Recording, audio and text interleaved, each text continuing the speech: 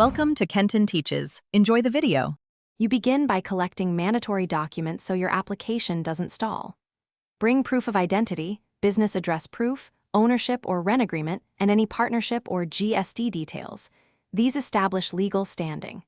Next, visit your municipality office or its counter where trade license applications are accepted.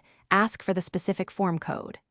Once you have the form, fill it legibly, attach photos and copies, and ready payment. Doing this now avoids repeat visits and speeds up verification. You now move to submission and inspection, the core of the process. Complete the municipal trade license form carefully, errors cause delay, then submit it with all attachments and fee. Secure your payment receipt and tracking number. The municipality assigns an inspector who visits your premises to confirm details. Make sure you or an authorized person are present and have original documents for cross-checking. After inspection, the officer forwards a report. Once approved, the license progresses to the issuing section for final processing. You finish by obtaining and validating the issued trade license.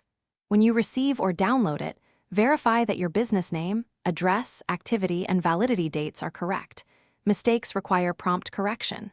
If the license is delayed, use your payment receipt tracking number to query status online or at the municipal counter. Escalate in writing to the municipal clerk if needed.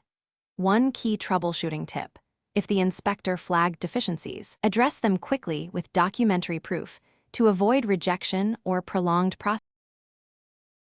Thanks for watching. Please subscribe if this video was helpful.